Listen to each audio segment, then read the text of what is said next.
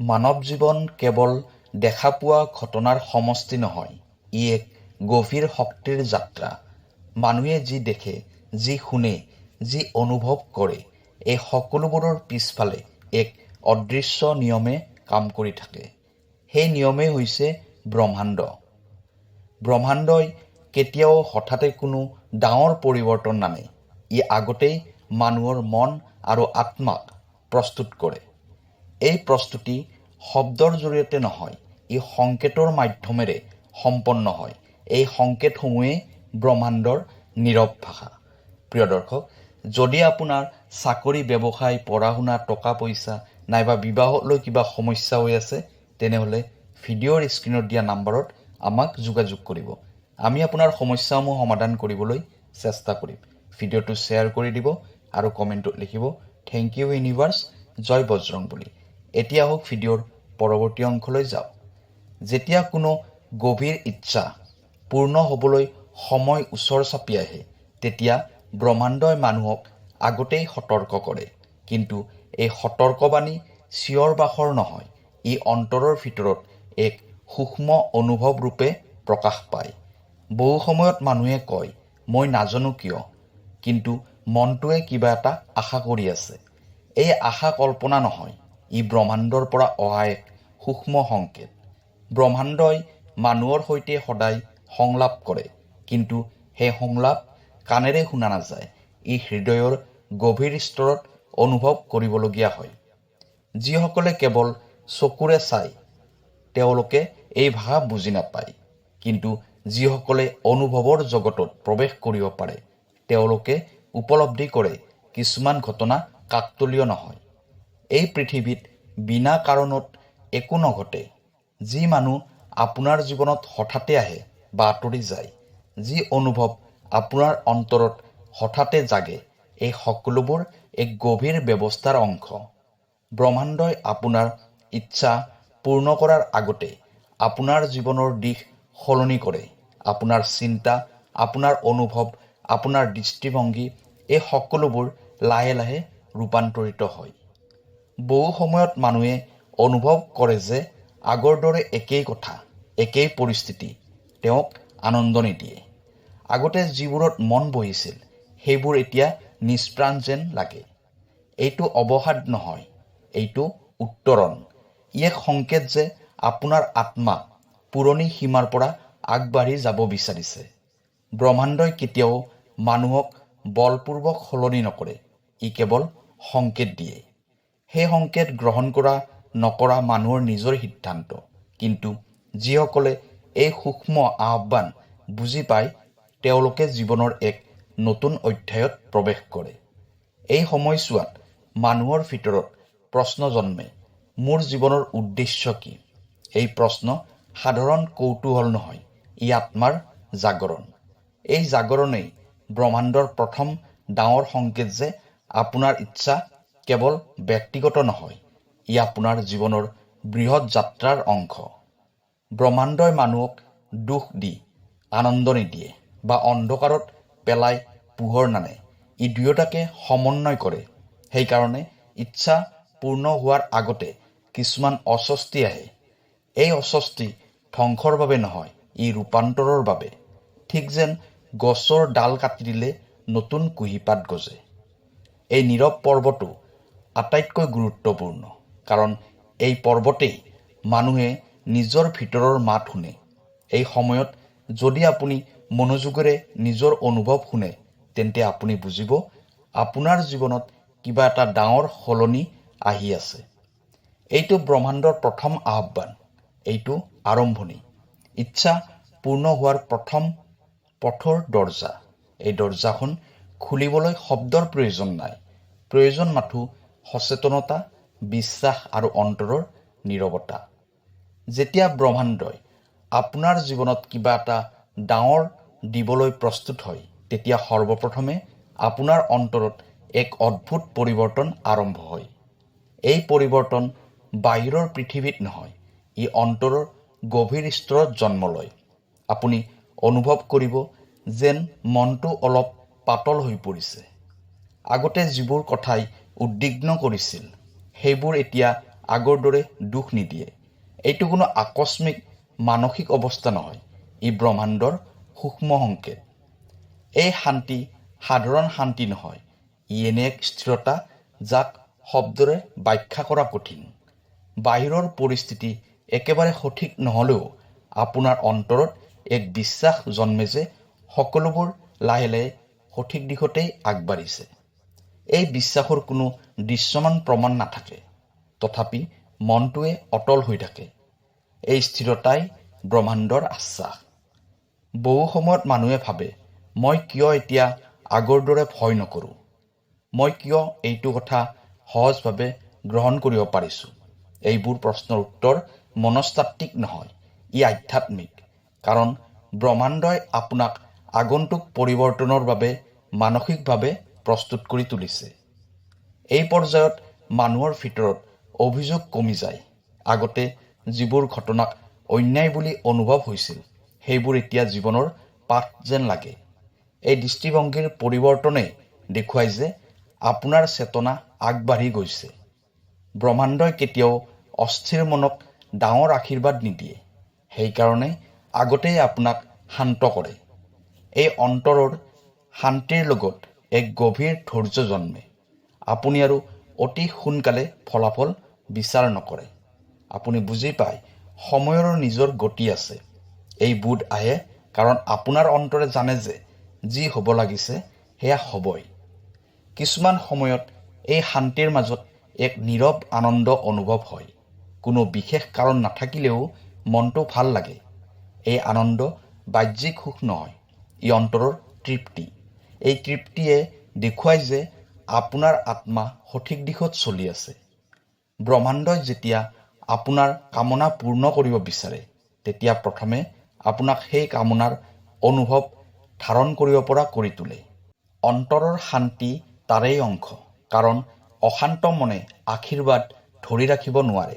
এই সময়ছোৱাত মানুহে বহুত সময় অকলশৰে থাকিবলৈ ভাল পায়।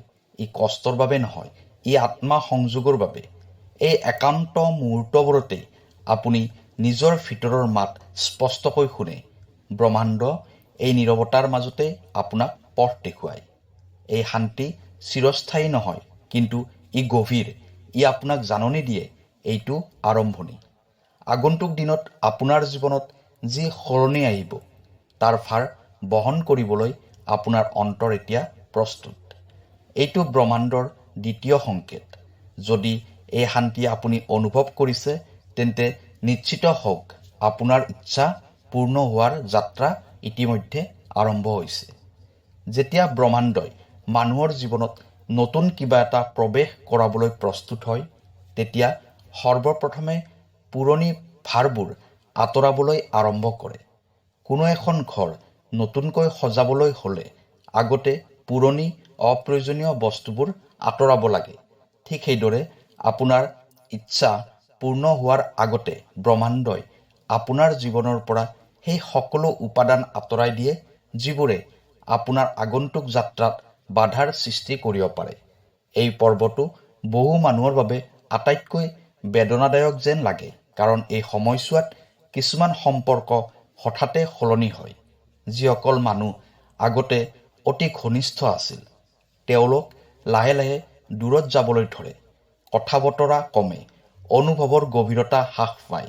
এইটো অৱহেলা বা বিশ্বাসঘাতকতা নহয়, ই প্ৰাকৃতিক বিচ্ছেদ। ব্ৰহ্মাণ্ডই যিসকল মানুহে আপোনাৰ জীৱনৰ পাঠ সম্পূৰ্ণ কৰিছে, তেওঁলোকক নীৰৱভাৱে বিদায় দিয়ে। এই বিচ্ছেদে প্ৰথমে মনত কষ্ট দিয়ে। মানুহে ভাবে, মই কি ভুল কৰিলোঁ? এইটো কিয় মোৰ লগত হ'ল?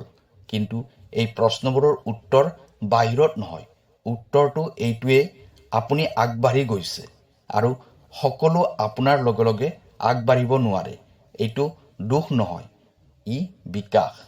কেৱল সম্পৰ্কই নহয়, অভ্যাসসমূহ সলনি হ'বলৈ ধৰে। আগতে যিবোৰ অভ্যাসত আপুনি আশ্ৰয় লৈছিল, সেইবোৰ এতিয়া মনত বুজা যেন লাগে। কিছুমান কাম নিজে নিজে বাদ পৰে। এইটো আত্মনিয়ন্ত্ৰণৰ ফল নহয়, ই অন্তৰৰ পৰিৱৰ্তন। ব্ৰহ্মাণ্ডই আপোনাৰ ভিতৰৰ শক্তিৰ স্তৰ উন্নীত কৰিছে। এই পৰ্যায়ত অতীতৰ কিছুমান বেদনাও পুনৰ মনত জাগ্ৰত হয়। আগতে হেঁচি থোৱা অনুভৱ, নকোৱা কথা, নুশুনা কান্দোন, এই সকলোবোৰ ওপৰলৈ আহে।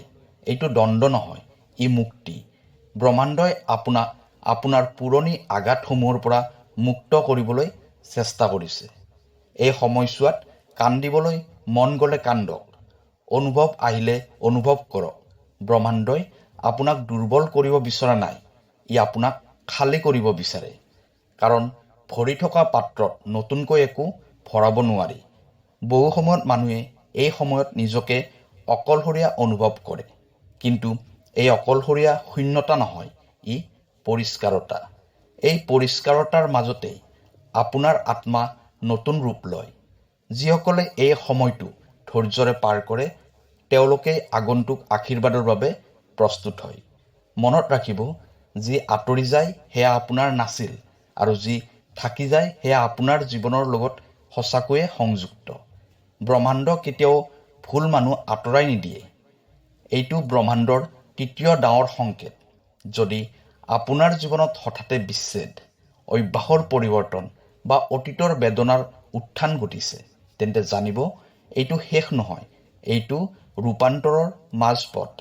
আপুনি ভাঙি যোৱা নাই, আপুনি ৰূপান্তৰিত হৈ আছে, আৰু এই ৰূপান্তৰেই আপোনাক আপোনাৰ ইচ্ছা পূৰ্ণ হোৱাৰ দিশে লৈ গৈছে। যেতিয়া মানুহৰ চেতনা আগবাঢ়ি যায় আৰু অন্তৰ আগন্তুক পৰিৱৰ্তনৰ বাবে প্ৰস্তুত হয়, তেতিয়া ব্ৰহ্মাণ্ডই নিজৰ সংকেত অধিক স্পষ্ট কৰি তোলে। এই পৰ্যায়ত কিছুমান ঘটনা বাৰে বাৰে পুনৰাবৃত্তি হ'বলৈ ধৰে। একেই সংখ্যা, একেই বাক্য, একেই ধৰণৰ অভিজ্ঞতা। এইবোৰ আচলতে কাকতলীয় নহয়, এইবোৰ ব্ৰহ্মাণ্ডৰ স্মৰণবাণী, যাৰ মাধ্যমেৰে ব্ৰহ্মাণ্ডই আপোনাক কয় আপুনি সঠিক দিশত আগবাঢ়ি আছে। মানুহে সাধাৰণতে এই পুনৰাবৃত্ত ঘটনাবোৰক উপেক্ষা কৰে, কিন্তু সচেতন মনৰ বাবে এইবোৰ গভীৰ অৰ্থ বহন কৰে। একেই সংখ্যা বাৰে বাৰে চকুত পৰি থকা, একেই কথা বিভিন্ন মানুহৰ মুখেৰে শুনা, এই সকলোবোৰ ব্ৰহ্মাণ্ডৰ সূক্ষ্ম বাৰ্তা। ই আপোনাক ৰৈ চাবলৈ কয়, অনুভৱ কৰিবলৈ কয়। এই সংকেতসমূহে মানুহৰ অন্তৰত এক অদ্ভুত নিশ্চিততা জন্মায়। আপুনি বুজি পায়, মই একো নহয়। আপোনাৰ যাত্ৰাত কোনো অদৃশ্য শক্তি আপোনাৰ সৈতে আছে। এই অনুভৱে ভয় কমায়, সন্দেহ দূৰত ৰাখে। কাৰণ ব্ৰহ্মাণ্ডই যেতিয়া সংকেত প্ৰেৰণ কৰে, তেতিয়া তেওঁ দিশো প্ৰদৰ্শন কৰে। এই পৰ্যায়ত মানুহে নিজৰ চিন্তা আৰু কথাৰ প্ৰতি অধিক সচেতন হৈ উঠে। কাৰণ যি চিন্তা মনত ৰাখে সেইটো বাহিৰত প্ৰতিফলিত হোৱা যেন অনুভৱ হয়। ব্ৰহ্মাণ্ডই আপোনাক এই কথা স্মৰণ কৰায় যে আপোনাৰ অন্তৰৰ অৱস্থাই আপোনাৰ বাহিৰৰ বাস্তৱতা নিৰ্মাণ কৰে। পুনৰাবৃত্ত সংকেতসমূহ কেতিয়াবা অতি সাধাৰণ ৰূপত আহে। কোনো পুথিৰ বাক্য, কোনো অচিনাকি মানুহৰ কথা, কোনো গানৰ শব্দ, এই সকলোবোৰে আপোনাৰ অন্তৰৰ প্ৰশ্নৰ উত্তৰ দি যায়। এইবোৰ দৈৱ ঘটনা নহয়, ই সময়মতে অহা দিশ নিৰ্দেশ। এই সময়ছোৱাত আপোনাৰ মন আৰু অধিক সজাগ হয়। আপুনি ঘটনাৰ পিছফালে থকা অৰ্থ বিচাৰিবলৈ আৰম্ভ কৰে। এই অনুসন্ধানেই আপোনাৰ চেতনাৰ বিস্তাৰ। ব্ৰহ্মাণ্ডই আপোনাক এটি সৰু শিশুৰ দৰে হাত ধৰি আগবঢ়াই নিয়ে। এই পুনৰাবৃত্ত সংকেতসমূহৰ উদ্দেশ্য একেটাই, আপোনাক বিশ্বাসত দৃঢ় কৰা। ব্ৰহ্মাণ্ডই চাই যে আপুনি এতিয়াও সন্দেহত আছেনে বিশ্বাসত স্থিৰ হৈছে। যিসকলে এই সংকেতবোৰ উপলব্ধি কৰি ধৈৰ্য ধৰে, তেওঁলোকে আগন্তুক আশীৰ্বাদৰ যোগ্য হয়। মনত ৰাখিব, ব্ৰহ্মাণ্ডই কেতিয়াও অন্ধকাৰত নাৰাখে। তেওঁ সদায় পোহৰ দেখুৱায়, কিন্তু সেই পোহৰ সূক্ষ্ম, সেই পোহৰ দেখিবলৈ প্ৰয়োজন সচেতন দৃষ্টি। এইটো ব্ৰহ্মাণ্ডৰ চতুৰ্থ সংকেত। যদি আপোনাৰ জীৱনত একেই সংকেত বাৰে বাৰে আহি আছে, তেন্তে বুজিব আপোনাৰ যাত্ৰা সঠিক পথতেই আগবাঢ়ি আছে। এই সংকেতসমূহক অগ্ৰাহ্য নকৰিব, ই আপোনাৰ ইচ্ছা পূৰ্ণ হোৱাৰ পথৰ চিহ্ন।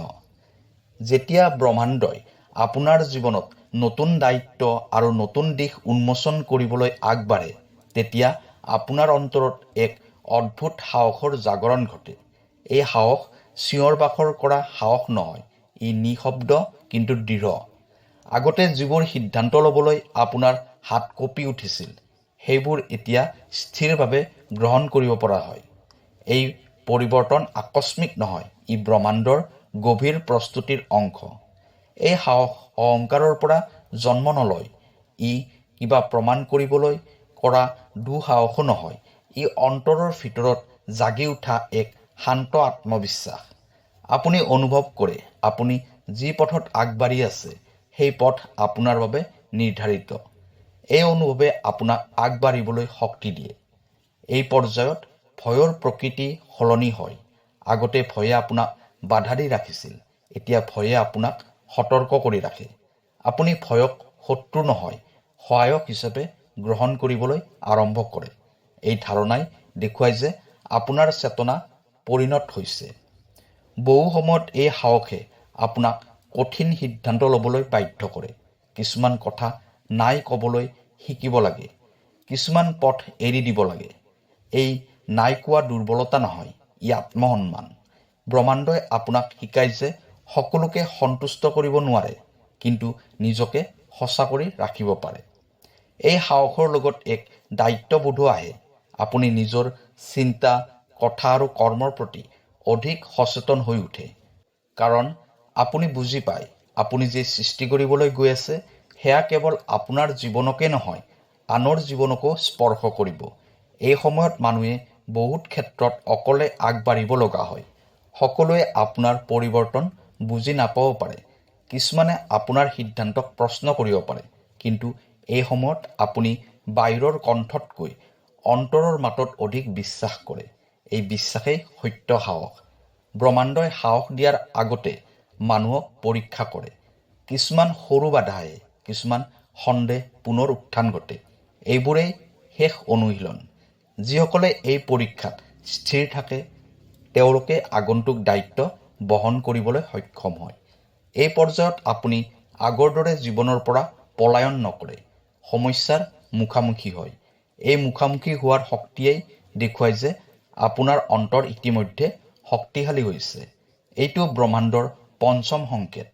যদি আপুনি আপোনাৰ ভিতৰত এই নীৰৱ কিন্তু দৃঢ় সাহস অনুভৱ কৰিছে, তেন্তে জানিব আপুনি আপোনাৰ ইচ্ছা পূৰ্ণ হোৱাৰ দিশে দৃঢ়ভাৱে আগবাঢ়ি আছে। এই সাহসেই আপোনাক আগন্তুক পথৰ প্ৰথম পদক্ষেপ ল'বলৈ সক্ষম কৰিব, আৰু এই পদক্ষেপেই আপোনাৰ জীৱনৰ নতুন অধ্যায়ৰ আৰম্ভণি।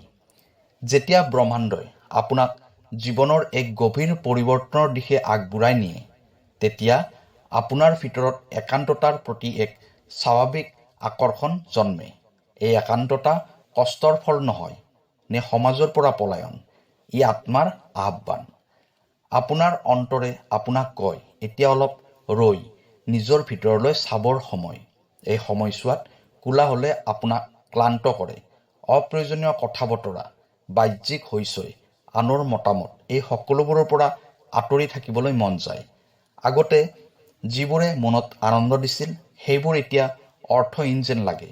এইটো মনোব্যাধি নহয়, ই চেতনাৰ পৰিশোধন। একান্ততাত মানুহে নিজৰ ভিতৰৰ মাত শুনে। এই মাত কাণেৰে শুনা নাযায়, ই অনুভৱৰ স্তৰত ধ্বনিত হয়। বহু সময়ত আপুনি নিজকে প্ৰশ্ন কৰে, মই সঁচাকৈয়ে কি বিচাৰিছোঁ? এই প্ৰশ্ন সাধাৰণ নহয়, ই আত্মাৰ গভীৰ অনুসন্ধান। ব্ৰহ্মাণ্ডই এই একান্ততাৰ জৰিয়তে আপোনাক আপোনাৰ সত্যৰ সৈতে মুখামুখি কৰায়। এই মুখামুখি হোৱাটো সহজ নহয়, কাৰণ ইয়াত কোনো ভাওনা নাই, কোনো অভিনয় নাই। আপুনি নিজৰ দুৰ্বলতা, ভয় আৰু অপূৰ্ণতাসমূহ চাব লগা হয়, কিন্তু এই দৰ্শনেই আপোনাক শক্তিশালী কৰে।